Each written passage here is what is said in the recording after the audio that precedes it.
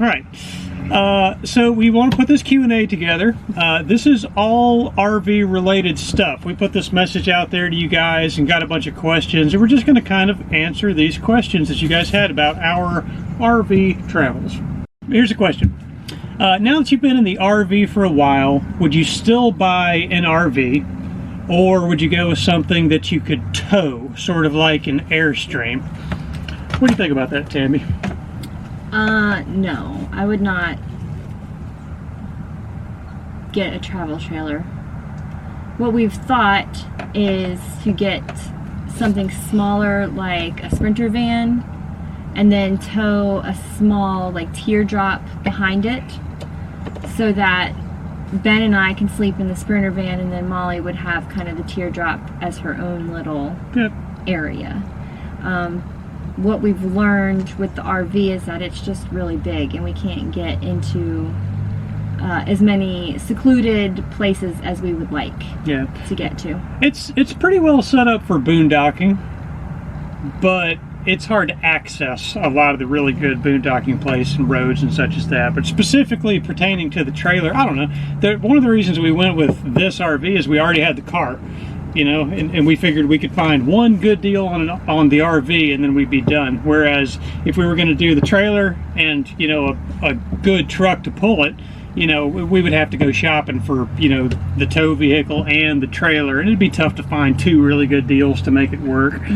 Plus, the car is so stinking fuel efficient that, you know, it kind of makes up for how much of a gas guzzler this thing is. So I don't know, this kind of suits us, I guess, but it all has its, you know, there are pros and cons like a boat. There's so many different trade-offs and sacrifices and things like that, but the Class C RV has worked out well for us.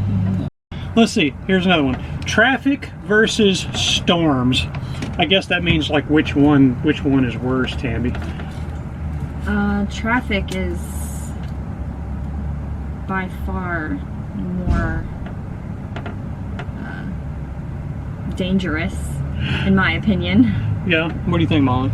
I kind of like traffic better. Yeah, but you're just sitting back here cruising along, doing your... Exactly. Doing your, what was that, what's the sewing thing she's doing, what's that called? Embroidery? She's sitting back here doing embroidery while we're hurling ourselves down the highway. So she doesn't even know. Okay, all right, let's talk about that. Traffic versus storms. You know, they're both dangerous. I would say, like, hey, here's probably a really easy way to say it, at least in opinion. Storms are super scary. Traffic is super dangerous. You know what I mean? I think there's very few circumstances where you can instantly die, you know, in a storm. You know, storms are predictable. You can see them coming a lot of times. You know, you don't have that luxury with some kind of head-on collision kind of thing. Traffic is stressful. It really is stressful. I guess the thing with storms is, I don't know, I almost feel a little bit more in control dealing with storms because you can reef your sails, you can, you know, adjust stuff. You can, if you're at anchor, you can let out your anchor scope and that kind of thing. Boy, things can just happen so fast on the road. I mean, I think to answer this question, I would probably be more for storms than traffic. Yeah. What do you think, Molly? Traffic. Molly still wants the traffic. All right. Fair enough. Have we done any boondocking? Staying at places for free, Walmart parking lots, BLM land, national park, and is it much trouble finding places to stop? So boondocking, and is it hard to find those places, Tambi? Boondocking, yes, we've done it, and it's amazing. I use several apps to do boondocking, and we've done a video prior to this one. Yeah, talking about those apps. Talking about those apps and talking about boondocking. We have spent several nights in different Walmart parking lots. Oh, probably a dozen at least. Maybe 20 Walmart. Yeah, we've become real connoisseurs of Walmart parking lots. I mean, there's really good ones and there's really not good ones. So, but hey, it's great for hopping across the country for sure. Yep. In fact, just last night we stayed in a Cracker Barrel parking lot. Yes. That was and the night before that we were in a Walmart parking lot. It's just part of it. Tonight we're in a Bass Pro Shop parking lot. I will say, I like Okay. Of all the different things we've done, you know, staying at campgrounds and all this, I vastly prefer boondocking to staying in campgrounds. To me, it is the closest I can get to that kind of solitude that I really, really enjoy, you know, sailing. Out in the Bahamas, these kind of, you know, what's the word? Secluded places kind of thing. And in fact, that's kind of one of my frustrations with the whole RV thing, is I was not able to actually get much of that just freedom of feeling like I was just totally away from everything. But the boondocking we've done, we've really liked it. Okay, this says, how have you managed on fuel this season? And by the way, he says his RV gets 17 miles per gallon. Holy crap. I wish we got 17 miles per gallon. Oh, I wonder what RV that is. It looks very streamlined though. See that? Yep. See that, Molly? Yeah. So tell them. We get we've had as low as 6 and we've had as high as 9 miles per gallon. Yeah. And I'm going to tell you, like, driving habits really don't seem to have that big of an effect on it. Like, when we were headed out, I was thinking, you know, basically when we had long days of just flat road and we're going downwind, I was thinking, okay, I'm going to keep it at 55 like all day and just see, you know, how good we can do on gas. And after doing that a couple times, and realizing it didn't make really much difference at all, I just drive the thing. You know what I mean? I don't worry about keeping it at 55 or, you know, just whatever. I just drive the thing. And in fact, even when we're pulling the car up these crazy mountain hills, the engine's just screaming in second gear like this. Is that a good engine kind of sound? Yes. Yeah, okay. But even when we're driving like that, it still doesn't make that big of a difference. That's going to be like a 6-ish mile a gallon kind of deal, where we're usually kind of between maybe 7 and 8 sort of thing. Anyways, I think an average is between 7 and 8. So the fact that you get 17 kind of, you know, kind of really wish you just kept that to yourself. I didn't need to know that. Here's another one. I would like to know how the compost toilet is working out. Just as well as it does on the boat. What do you think, Molly? You pleased with the composting toilet? Yeah, just as well as it does on the boat too. I mean, on the boat we came across people who were having problems with their holding tank and it's leaking into the bilge. And on this trip we have come across people with their black tanks leaking into unknown parts under their RV and they can't find where it's leaking and it's cracked and it stinks and big stinky nasty problem. Nope. We're definitely fans of the composting toilet. I can think of 3 people in RVs on this trip who had, it's not a marine head, but it's a whatever the standard, you know, water flush RV head kind of thing. Yeah, so we're definitely fans of the composting toilet for sure. Clean, is it easier on the boat or something? I don't know, it's about the same. One little difference is on the boat, the dirt stuff, the Coca-Cola or the peat moss or whatever, you know, you got to keep a supply of it for sure. On the boat we had the bricks, like those compressed bricks, and that works good on the boat because it saves a bunch of space. We actually ran out of the dirt, I don't remember where we were, somewhere in the desert, and we went to Home Depot and bought like this huge like sack of peat moss. Is that what it was?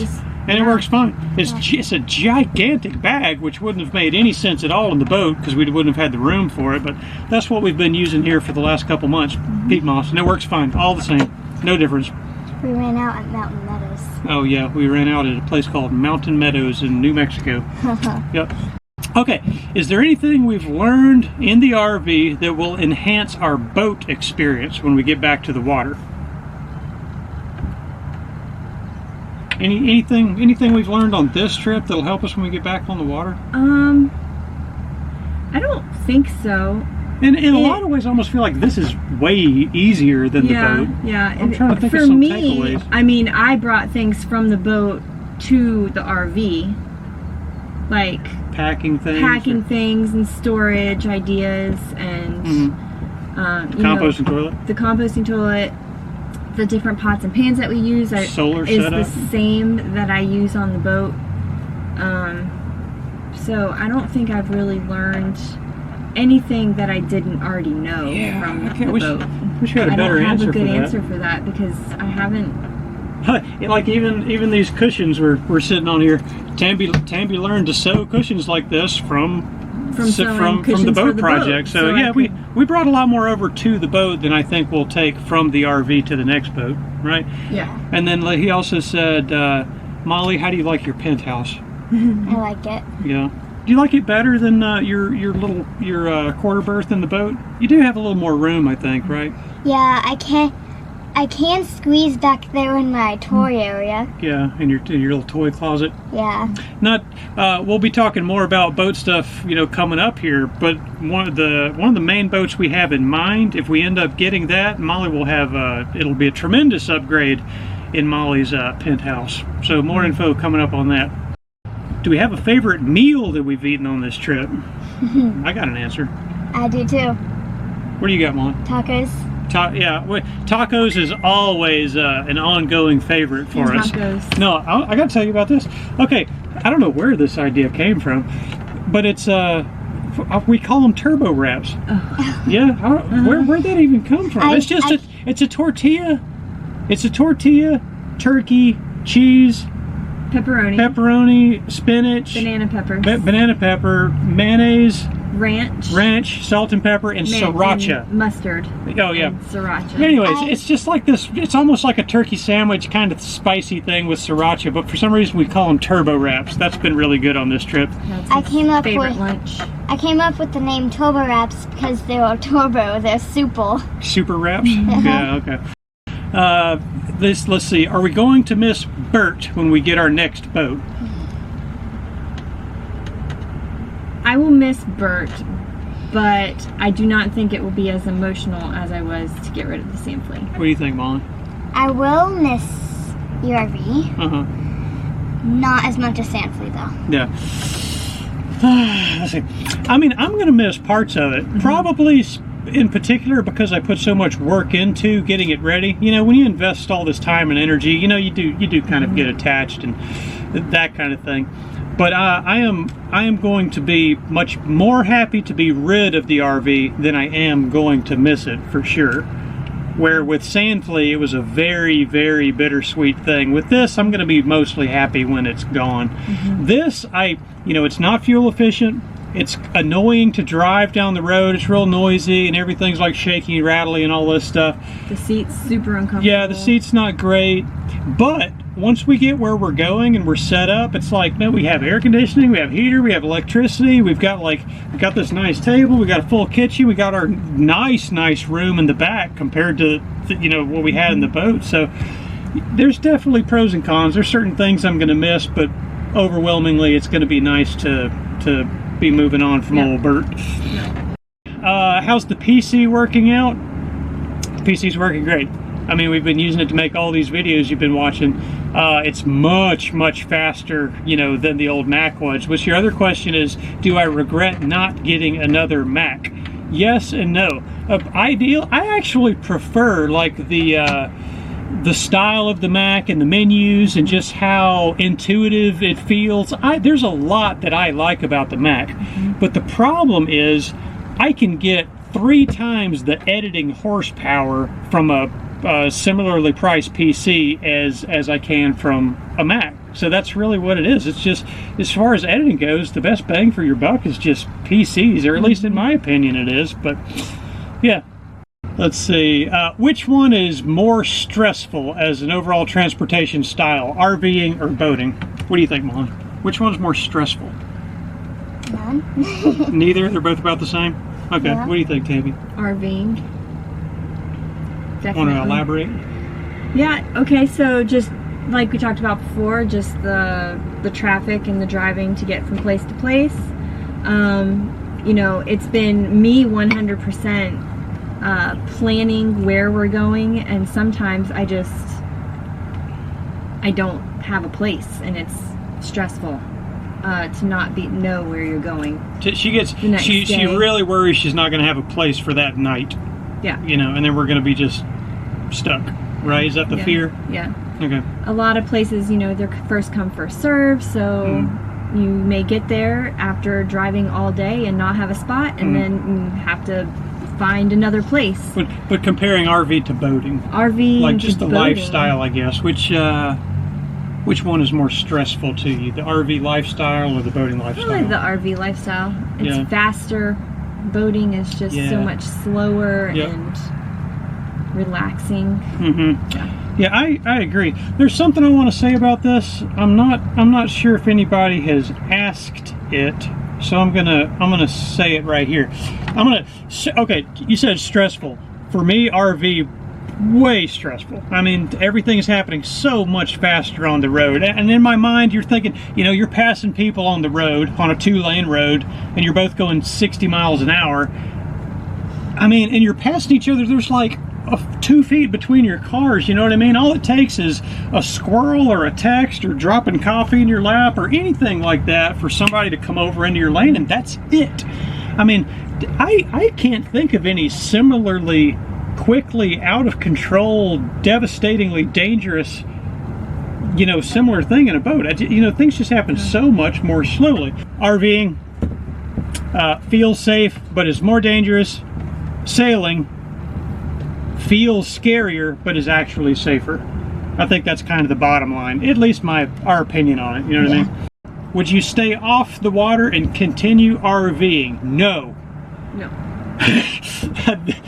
I mean, I could definitely see going back to it in some capacity in the future, not like we're doing it now. We would definitely change it up so that it's definitely more suitable for boondocking and exploring kind of things, off-grid kind of stuff. I don't know if that's an RV word, off-grid, but I could see doing RV again for sure. But yeah, we're definitely going back to the boat for sure. Oh yeah. Yeah. Right. I'm glad we did it though.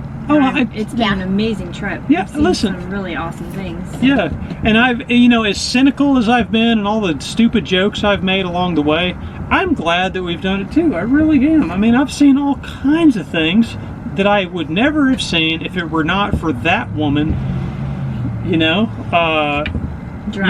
influencing, us to do this. So, thank you, honey. You're welcome. It's been very cool seeing all these amazing things. It's been a nice trip. Yeah. Yeah, cool. You're a well-traveled kid, you know that? While the RV is in motion on the road, does Molly have to wear a seatbelt? Yes. Yeah. We have I don't know if I can actually pick it up far enough for you to see it, but I have a seatbelt in my hand. Oh, there's kind of part of one over there. Yeah, there's 2 seatbelts on this seat that we're sitting on here. And they go down and they're bolted in. So yeah, she sits here strapped in as we're going down the road. The other question is, does she go to the bathroom while the RV is on the road? Yes. Yeah, we did. We try not to do that when we can't help it, but if it's an emergency. Yeah, we will go to the bathroom, or at least the ladies will. What? Can I shut the door? Mosquitoes are coming in. Oh yeah. Go. Could you shut that screen real quick? Oh. I think I already got bit. Good job, Molly. Oh, here's a good one. Tambi. Okay. Do you and Tambi take turns to drive in your motorhome? We do not. Tambi has driven the RV one time, and it was inside a campground, and she just made a circle inside the campground. Just, I don't know, because I wanted to see how she, just to be able to say that she's done it. But and the car was not attached. Why haven't you done it, Tambi? Because it's giant and scary, and I mean, Ben wouldn't be able to sit in the passenger seat and allow me to even drive down the road without commenting or having a terrified look on his face. Yeah, white knuckling, the right armrests. Like, there's no way that he would be able to give up control enough to even let me drive. No, even if I wanted to. That's right. I do. Yeah, that's the point I want to be sure that's made. Is it's not just Tambi's. It's not just that she doesn't want to drive. It's that we both know that if she did drive, I would be such a wreck that it would be very stressful. It'd be very stressful. So no, I've driven every mile of this whole trip, and I think it's okay. You know what I mean. I've driven the car. Yeah, she's driven the car around different places. Have you driven it all? No. No? Okay. Actually, I have once.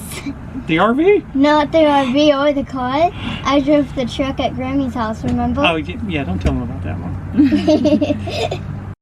All right, let's see. Molly, have you made more friends RVing or boating? Probably about the same. I think so, too. Yeah. Yeah. She's made incredible friends, like, both places. But there's, there's times where she has friends to play with for days or even a week at a time, and then also there's just spans of time that goes back when she's just solo and she has to entertain herself and come up with things to do. There is, I think, a better chance to make friends on the RV since I can actually roam around more than I can on the boat. Yeah, that is true. Let's see. So in the RV, she can just walk right out the door and go explore and find kids or whatever. On the RV, it's it takes like this coordinated dinghy. No, on the boat. I'm sorry. On the boat, it takes this coordinated dinghy expedition to shore to move people around, that kind of thing. Yeah. I kind of think now that you're older, I'm kind of thinking maybe doing a kayak or something like that with you. So if it's like calm weather, you might be able to just row over to somebody's boat. I do like kayaking. Yeah, so that part of it, actually playing with the kids and getting together, is definitely trickier on the boat. But as far as the number of kids out there, I think it's kind of similar to when you run into different families and stuff, right? Yeah. Let's see. Have you guys found land travel as enjoyable as sailing? What do you think, Molly? Yeah. You do? Yeah. Yeah, I like RVing and sailing both. They're both good? Yeah. What do you think, Tammy? Yeah, I agree. Aside from the stress of driving, I've really enjoyed the hiking and seeing all of these landmarks in the States that make it interesting. Yeah, I'm very, very glad that I can say that I've seen like some of these important things to see, like the Grand Canyon and Arches National Park. Old Faithful. Sorry, there's a siren out there. I'm trying to close this window to block it out a little bit. That didn't help at all. All right, let's just wait for the siren to stop. Let's see, where were we at? Enjoyable. Okay, here's one thing comparing RV to sailing for me. Again, one of the things that was just like totally missing on this trip for me was kind of a I don't know, like one of my favorite things about sailing in the Bahamas, remote places, is just being out there, being self-sufficient on your own, just complete solitude. And I don't know, it's just this feeling of peace and freedom that I get from just being out there, remote places on the sailboat. And I never once had anything even close to that on this trip. You know what I mean? I mean, we saw amazing things and went amazing places, but I mean, my goodness, when you go to the Grand Canyon, there's like 10,000 people there. Yeah. You know what I mean? It's, I mean, I don't think we were ever in even a boondocking location where we were just completely alone. And that's, I like being completely alone. Is that another siren? Yep. I think that's it. We went through all of our questions. Okay, sign us off somehow. Come on. I think overall it's been a wonderful trip, but I am looking forward to getting home. Yeah, I am too, for sure. I'll say this. Even on our boating trips, we kind of reach a point like 6 months in or something like that where you kind of start to feel a little, I mean, homesick, I guess. Just kind of wore out a little bit, kind of feeling a little thin. You start to wish like, man, it'd kind of be nice to just have a weekend back home or something like that. Yeah. But you've worked so hard to get out there that, you know, you just kind of stick it out. We've been kind of feeling that kind of ready to go home feeling for at least a month. Yeah. Right? But then it was like, crap, we're on the West Coast. We worked so hard to get out there, we might as well make the most of it, you know? Yeah. I would say maybe even 2 months. Just maybe me more than you, because you were like you know, I mean, you're just eating this stuff up. As much you know as what I mean? I'd like to be home and see friends and family, I could still keep traveling. Yeah, yeah. And I am. I'm ready to get back and kind of work on, you know, phasing out of this and phasing into the boat stuff and work on some other projects. I got a load of stuff I got to get back and do. But anyways, yeah, well, there'll be some more videos coming. We got, you know, we're going to talk more about boat stuff, kind of what our plans are. We got a few other ideas that we want to, you know, make videos for and get out there. But thanks for watching this. Hope you enjoyed the Q&A, right? Yep. Hope you enjoyed it. All right, and we'll see you next time. Bye. Let's do this. Now spin it around, spin again. Spin it, and put it in the holster. Ready? Let's just do this real quick. Hey, we're back. Wait, let me bring that back up. Yeah, that's a little better. We're back. It's a new day. We actually drove almost all the way home. We're only about 20 minutes away from our home, but we thought of a few other questions that we wanted to cover before we get home. Is that them there? Yep. Okay, let's see. Okay, one of them is, how did we vote? Voting ballots. This is stuff that we thought that you might like to know. So, voting ballots, how did we do it, Tambi? We ordered our absentee ballots and they were sent to my mom's house in Georgia. So then we had to wait for us to be somewhere where we could get mail, so my mom could send them to us wherever we were. If you want to know how inept government is, if you want an absentee ballot, the only place you can have it shipped to is your home address. At least in Georgia. Yeah, maybe it's different somewhere else, but anyways. And some states, I mean, you could vote online. Yeah. And Georgia, you can't vote online. Yeah, not in either. Georgia. But anyways, we got it done. That's the important thing. So that's how we did the ballots. How did the coronavirus affect us during this trip? What do you think, Molly? It made us stay in an RV park for 10 weeks. 10 weeks. And was that in March? I can't remember. Yeah. Like right when the virus was you know, ramping up and things kind of got serious, we just decided to bunker down and just wait it out and see what was going to happen. So we were in New Mexico at a place called, what was it? Mountain Meadows. Yeah, Mountain Meadows RV Park. 10 weeks we were there. And while we were there, all the national parks shut down. And then we were basically just kind of waiting on everything to open back up. We didn't know whether to go back home or to carry on with the trip, so we just waited. And eventually things started opening back up, and you know, we were able to move on from there. But overwhelmingly, I'm really happy with everything we've been able to accomplish this trip. I mean, this was a really weird time to travel or really to do anything, and for us to accomplish what we did and to go everywhere we did, you know, with that kind of challenge, I'm really proud of ourselves. Yeah. We did really well considering the virus. And we just, I mean, you know, every place is still kind of different rules and that kind of thing. I mean, we've just kind of kept our distance from people. I mean, I don't know if there's probably a lot of people that are going to disapprove of this, but I don't know, I feel like it should be said maybe. I have not worn a mask the first time. I don't own a mask. A mask has not touched this face.